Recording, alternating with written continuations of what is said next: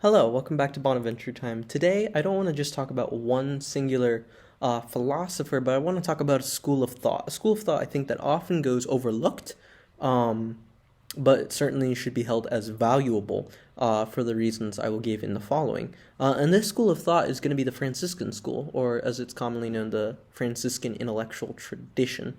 And I'm going to follow four people today, mainly. St. Francis of Assisi, St. Bonaventure, Blessed John Duns Scotus, and William of Ockham. And so we'll explore them and kind of clarify some things. I'll talk about certain myths, that surround some of the thinkers, and try to clarify those. And then hopefully we can see that it's a valuable tradition that should be studied by all theologians, and certainly should give great attention be given great attention by philosophers, especially medieval philosophers. Starting with it, the Franciscan Intellectual Tradition, I want to give a clarifying principle. The first thing I want to talk about is how ambiguous actually that title is. And what I mean by that is we should see it as a Franciscan Intellectual Tradition in the sense that they are Franciscans. It is that obvious and simple. And why I want to stress it's more named after that is because you can't equate really the theology and the philosophy of Bonaventure, Scotus, and Ockham, because the problem of putting them under the title Franciscan tradition seems to imply that what Bonaventure holds is what Ockham is going to follow, or vice versa, working backwards, what Ockham states is a mere result of Scotus and Bonaventure.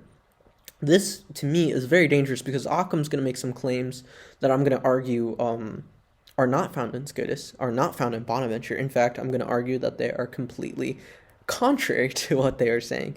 So I find this already ambiguous because there's certain things that you start to see commonalities in terms, but not in their definitions, and you overlook those specific definitions and just see the common terms, and you wrongfully equate, say, voluntarism, as we'll see with Scotus, or radical illumination in Bonaventure, or even nominalism in both, which is wrong. So I want to make that clarifying principle, is to say that this is a Franciscan intellectual tradition is not to say that they're all the same in their in what they hold. Like the Thomists, for example. The Thomists hold very similar doctrines. There's very explicit doctrines that you hold if you're a Thomist. And I won't go into those because I want to make my own video on the Thomistic school of thought. But that's the first thing I want to talk about, is clarifying what does it mean to say the Franciscan intellectual tradition. Now that we've clarified that, I want to go further into the thought of Bonaventure, Scotus, and Ockham in that order, and constantly have St. Francis in mind, because this school of thought would be nothing without Francis, especially for Bonaventure, and we'll start with him. What makes Bonaventure unique, and actually quite special, is that his thought is just as some people would call it, a theological unveiling or a philosophical unveiling of Francis's life. What I mean by this is what's unique about Bonaventure is that he is, most properly speaking, the true Franciscan theologian and philosopher, meaning that his thought revolves around the life of Francis. Scotus's thought has Franciscan themes based off the charisms of the order, but it does not revolve around the life of Francis the way Bonaventure's does, or certainly Ockham's does not.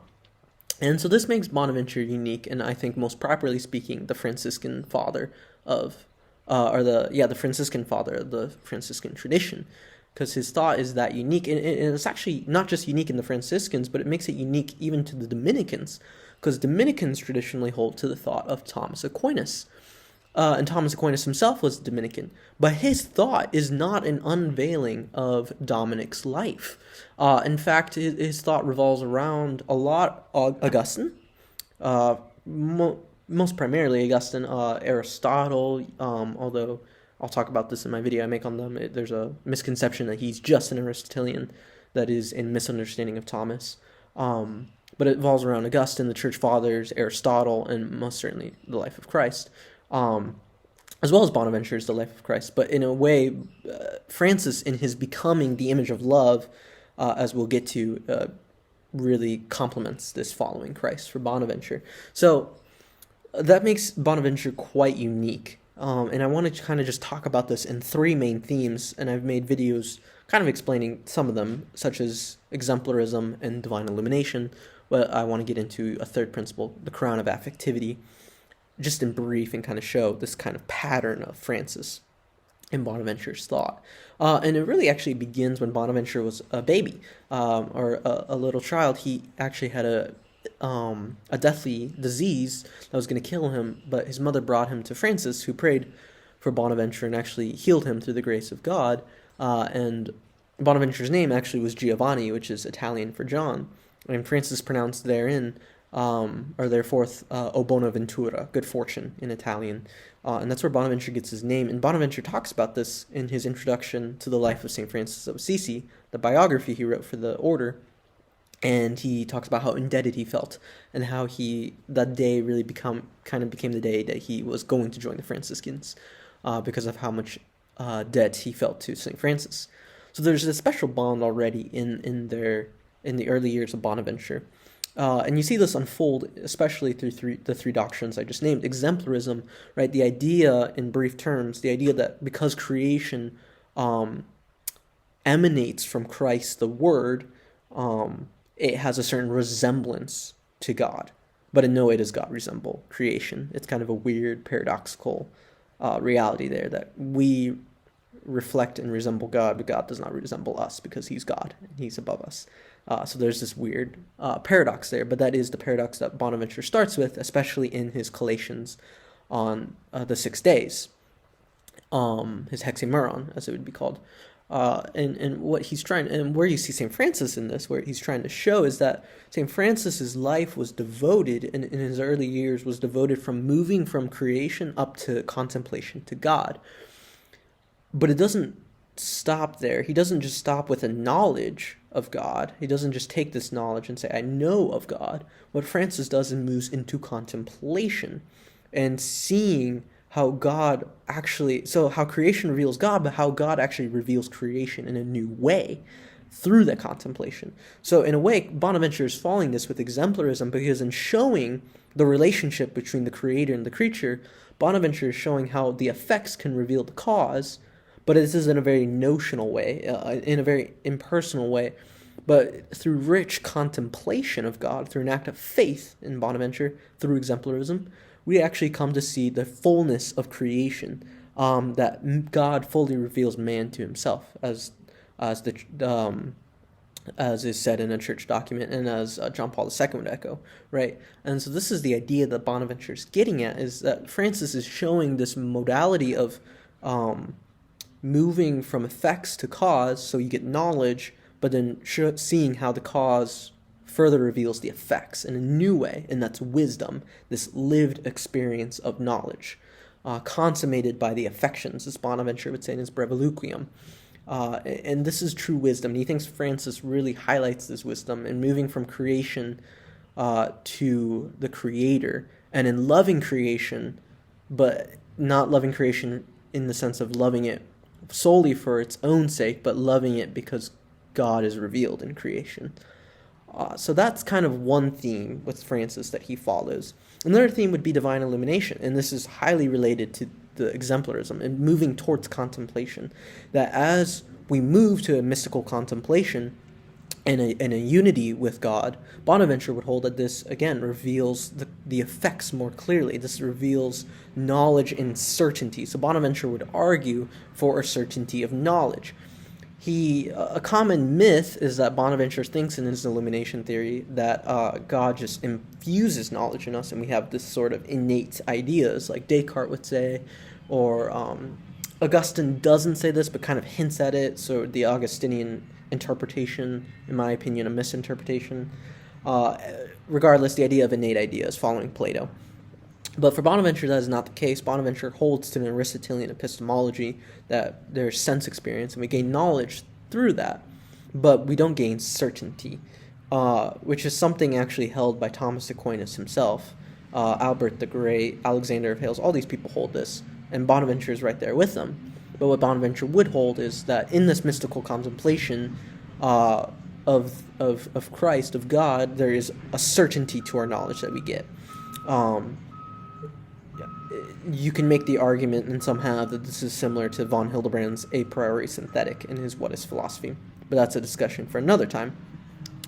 What this is, though, is this is just following St. Francis's contemplation of moving again from knowledge to wisdom, and from wisdom to fully revealing that knowledge, and really giving certainty to that knowledge. And this is nothing other than what Francis did, right? He had knowledge of the scriptures, as his biographers would record, but then there's certain contemplation of the mysteries of the scriptures revealed to St. Francis this profound teaching. He was a profound teacher of the gospel without having any formal training, and the reason why that is he moved to wisdom, which gave him certain knowledge. And Bonaventure follows this a lot in his Itinerarium, or Journey of the Mind to God, but you also see it in certain parts, and really in all his thought, but most clearly Reduction of the Arts to Theology, and in his sermon, Christ the One Teacher. The final example I want to talk about with Bonaventure is his Crown of Affectivity, and this has already been implied in the other two ones, especially in his definition of wisdom, which is like a lived knowledge, a lived experience of knowledge consummated with the affections, especially love. So for St. Francis, and what really distinguishes Bonaventure from the thinkers of his time, is it wasn't just about knowledge of God and knowing God, but it was loving God with the full affections, or as von Hildebrand would call it, the heart. So Bonaventure believes in a tripart soul and faculties of the soul, and namely the intellect, the will, and the affections. And he kind of like von Hildebrand, although in a less spelled out and elaborated way, believes that something is lacking if you do not give forth the affections. And so for him, this is a following of Francis becoming, through the stigmata, the very image of love. And that was through St. Francis, an ardent charity through his heart, which is recorded in the life of St. Francis. So Bonaventure sees this peculiar notion of charity in relation to the heart, and this becomes a big theme for him, of having to love God from the heart as well as the intellect and the will, and not just knowing God through the intellect and the will. And he really follows that. You see this pattern in the life of St. Francis connected with his collations on 6 days. Ratzinger talks about this in his dissertation, and Bonaventure talks about it and implies it in the Breviluquium, and most especially in his Journey of the Mind to God. So for him, it's this unique intellectual, volitional, and effective act in contemplation for him. And this is nothing other than a following of Francis. And you can say for Bonaventure, he most properly follows Christ, because Christ, as Bonaventure says, or follows in the scriptures, God is love. So Christ is love, and the image of love is expressed in Christ's passion, as Bonaventure talks about in his Journey of the Mind to God. And so if Francis becomes the very image of Christ through his stigmata in a way, in a very profound way, then Francis becomes, so to speak, a co-exemplar for Bonaventure. And his whole thought is going to revolve around those themes. So when he follows Francis, he's not moving away from Christ and his theology, but actually strengthening it. And for those more interested in the philosophical aspect, well, you can already build the aspect of conforming to an image of something through value response in von Hildebrand, right? When I respond to a value, I am conforming to the value. So even in a philosophy of love, for those who just want to stick to a strict philosophy, you already have this implication of conforming to the highest value of love. And thereby, I think Bonaventure is justified as a theologian and is not demeaned as a philosopher. So that's for those who think I went too theological with Bonaventure there. In my opinion, his theology does nothing other than presuppose philosophy. That's Bonaventure. That's what makes him unique, and that's why I love him, is that he really is, properly speaking, the Franciscan philosopher and theologian. But we'll move away from Bonaventure now. That's just a very quick summary of his thought, kind of the three, I think, pillars of his thought.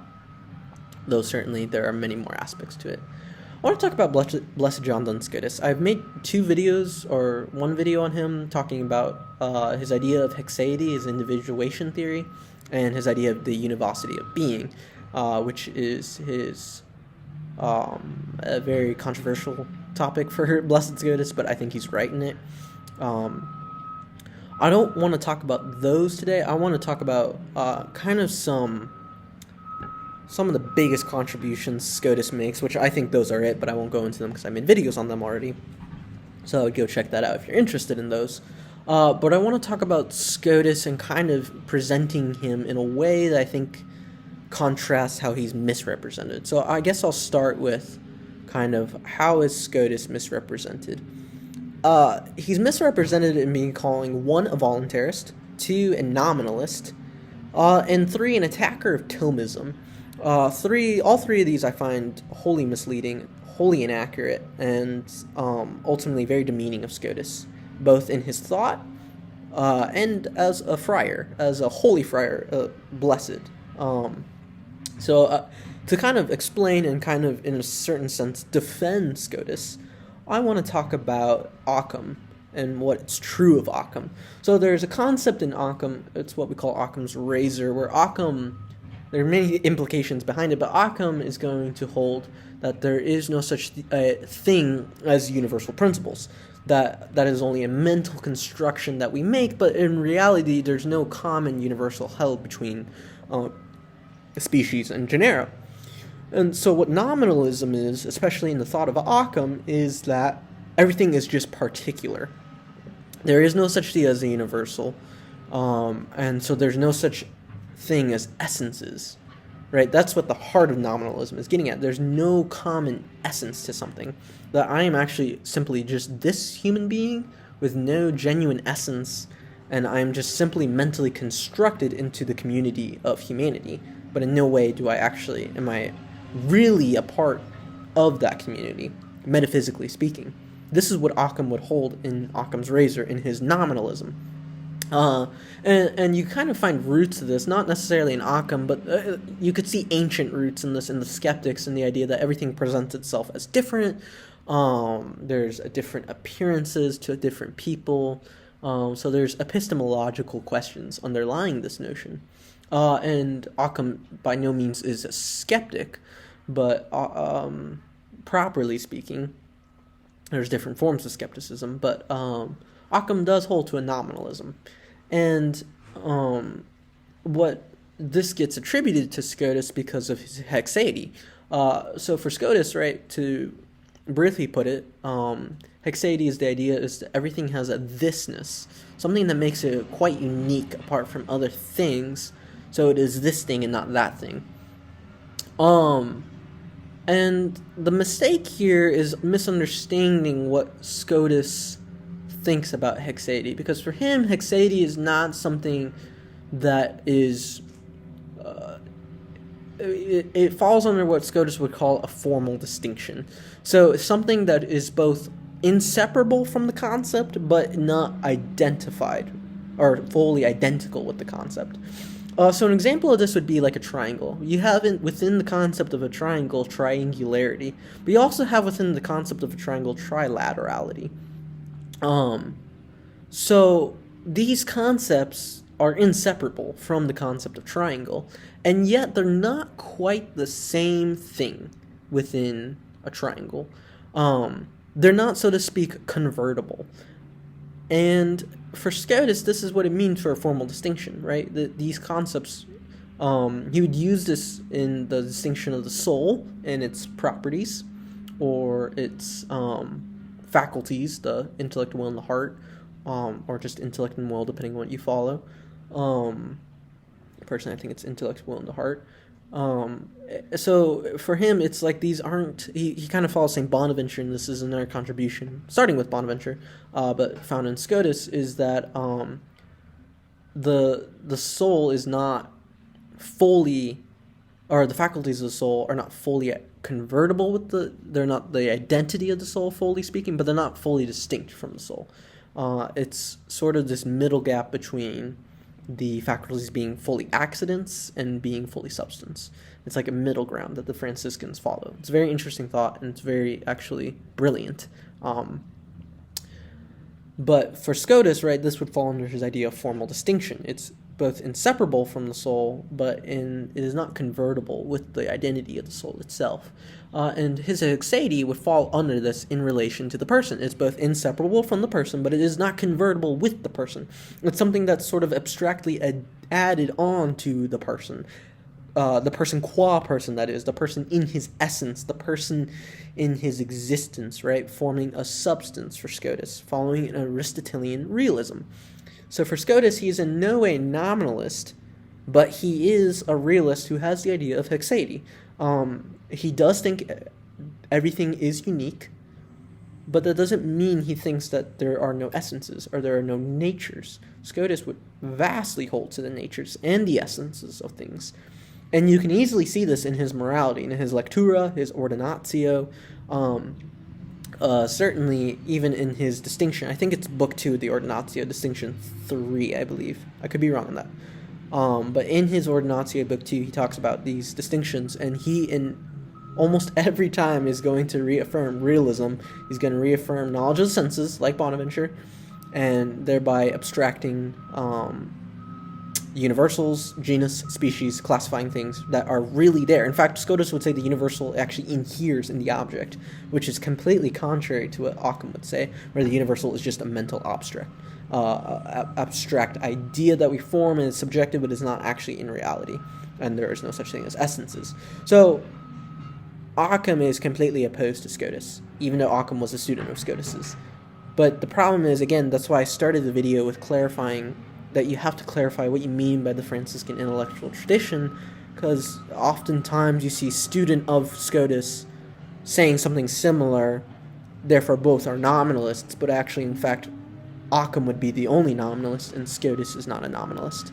He just has an interesting individuation theory that I don't fully hold to, but I think ought to be taken seriously, and I think was a major contribution to philosophy. But, you just can't interpret that into Scotus, this idea of nominalism. Same with voluntarism, right? Scotus, Occam's often, and actually does hold to a divine command theory, that God's will manifests the moral obligations of things. So it's God's will that imposes the moral law upon us, and it's more built off of the will than it is reason. That it's not necessarily reasonable, but it's simply that because God wills the moral obligations, not necessarily out of a reason of goodness for Ockham, which is a very interesting principle, but that's divine command theory. And Scotus is often interpreted to be a voluntarist, because Scotus talks a lot about the will and the powers within the will, and he calls theology a practical science, but that doesn't mean for him it's all about the will and the action. What Scotus will constantly affirm in his ordinatio, in his lectura especially, you're going to see him constantly show the relationship between will and reason, the reasonability of the moral law, that it's accessible through reason. And for Scotus, the will doesn't take primary unless it's in the sense of action, that the will can enforce the reason to do action, but only through the will do you find action. So what Scotus is wrongfully accused of is actually not in him, that God's will remains sovereign, because there's a very misinterpretation of what Scotus says, and they think that he makes God's will necessary. He imposes necessity on God, which can't be, because as Bonaventure and Aquinas affirm, God has to be free, right? And so they think there's this contradiction in Scotus, and they think God is necessary in his will.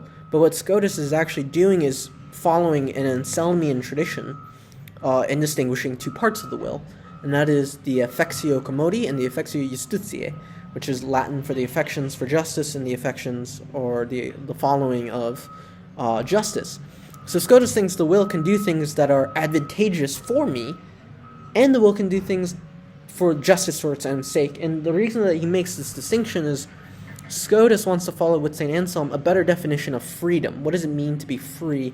Because a lot of times it was viewed in the negative aspect. That is, it was viewed in the aspect of, if I have free will, that implies the capacity to do evil. Scotus wants to show a positive aspect to this, is because I have free will, I have the aspect of choosing something for its own sake. And so Scotus applies this analogously to God, And what he shows then, when he means by a certain necessity in God, is that God, having the deepest perfections, all perfections, right, the supereminent perfections, right, through analogy, right, God has this, God is happy, as Aquinas would say in the Summa, right, something that we don't think about, but God is happy, in an analogous way, again, right, I'm speaking here analogously. And God is always going to affirm things on the basis of for justice, so something for its own sake, right? And not just what is advantageous for me, but analogously, God does things for its own sake. And in this way, because he's always affirming justice, God has a certain firmness rooted in justice, because that is who God is, right? He is perfectly just, which is in relation to the good. And so in that way, by being firmly rooted in justice, you can speak of a certain necessity. And that's what Scotus means with his idea of the moral law flowing from God's will and having this certain, so to speak, necessity in God, which, as Father Alan Walter would explain, really is implying a firmness or a rootedness. It would be a better translation than necessity. Because that is the case, because Scotus still holds to the free will and the flowing from reason, Scotus in no way is a voluntarist, making God this morality into divine command theory, and God this super eminently powerful being so far above us that there's no personal relationship between us. No, Scotus certainly is not that. His univocal concept of being already shows the following Bonaventure, the really personal analogy that we have with God, and the real beauty to that analogy. So Scotus is in no way voluntarist and is no way a nominalist. He's a realist. He's a Franciscan friar. He believes in God as not being superly above us, that he actually becomes distant to us as almost tyrannical in morality, but actually being close to us in morality as coming forth to us and making morality accessible to us through reason. That is, I know, quite a bit into the thought of Scotus, but those are kind of the myths that kind of surround Scotus. That's kind of the myths that surround him.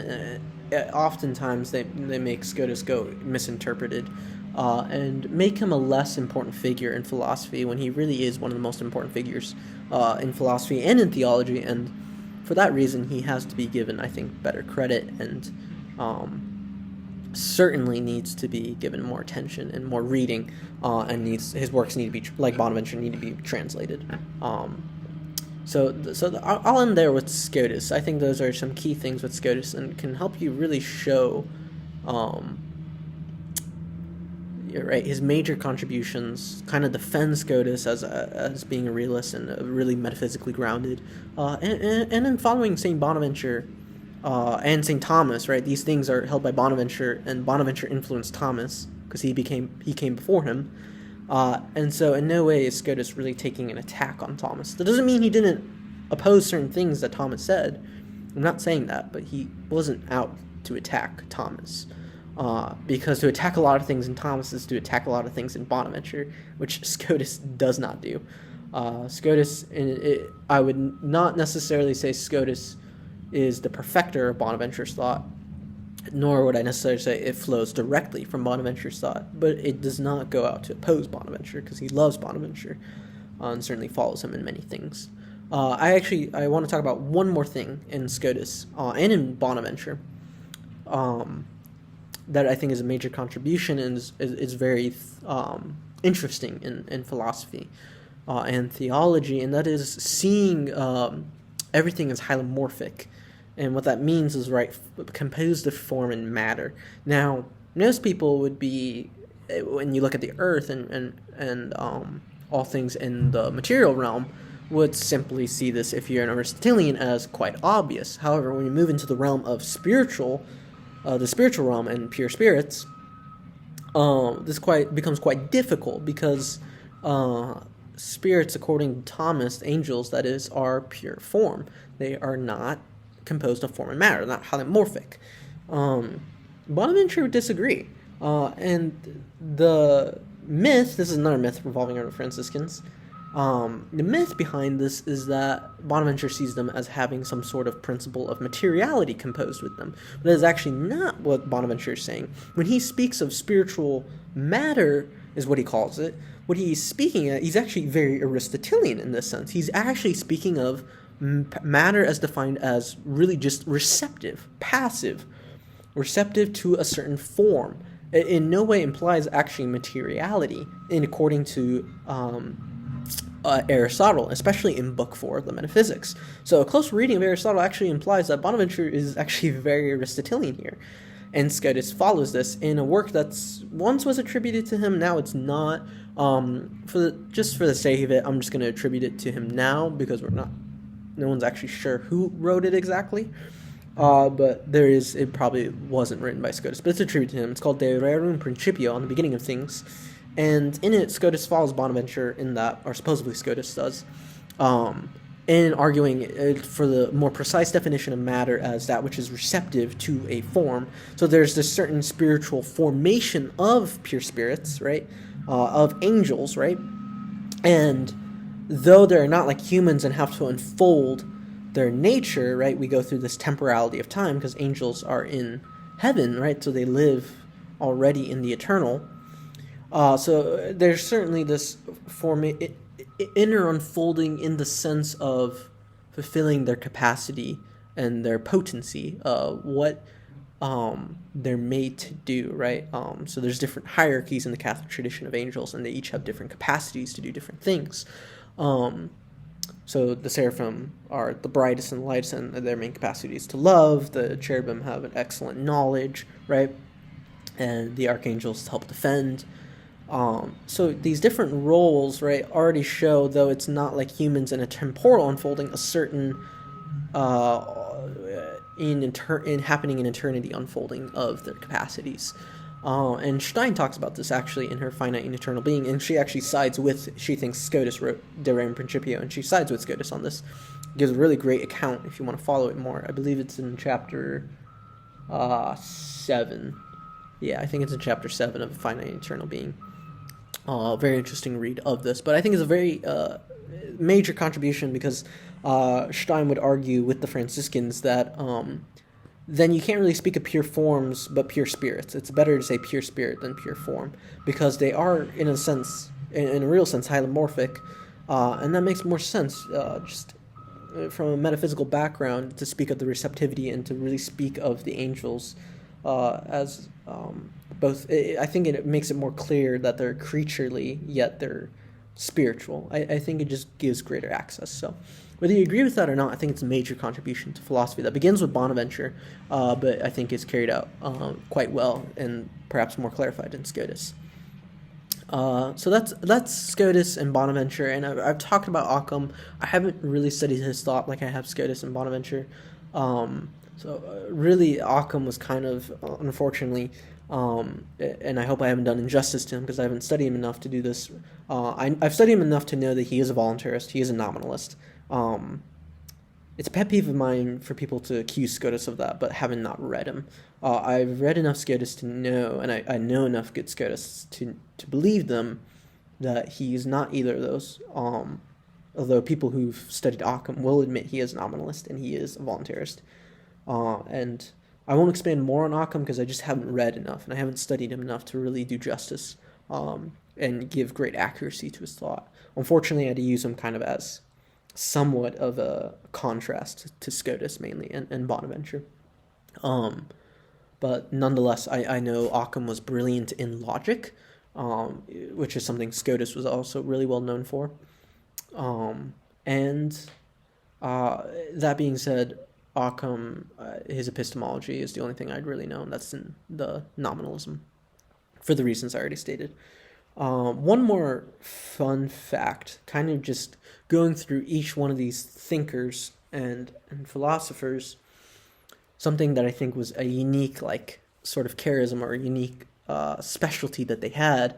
For Bonaventure, Bonaventure's really incredible at making an analogies. He is incredibly clear in his writing. I think he was gifted with clarity. And I think the reason for that is he's remarkably talented in relating things to tangible reality, even in extremely abstract concepts, like his angelology, which is really abstract. His metaphysics, right? Metaphysics is very abstract, but Bonaventure has a remarkable clarity and a remarkable talent for bringing that to analogies that bring it back down to earth and make it very real and make it very tangible for the human person. So I think Bonaventure was talented in that, among many other things. For Scotus, he has a very unique talent, and it's one that I think is a necessary talent. It's just very unique in the sense that Scotus is really good at picking other people's arguments apart. He was a master of logic. So while Bonaventure is really good at making arguments and analogies, Scotus is really good at, in blunt terms, tearing other people's down, really showing how they contradict itself. And many times he shows how Henry of Ghent, another medieval philosopher,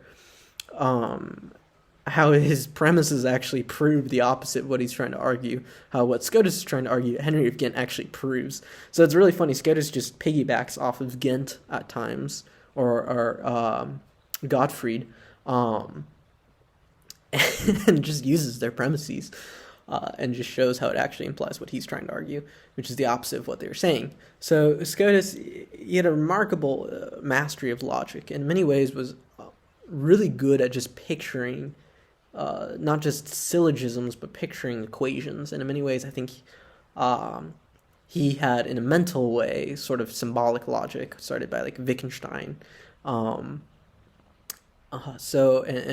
Boole, and even Russell is incredible at logic, although I don't follow his logical positivism. But you know, their incredible mastery of modern symbolic logic, as Scotus in some way almost had, just by mind, not even developing equations, but sort of just mentally having an intuition of the equations. So that's just a special, I think, talent Scotus had.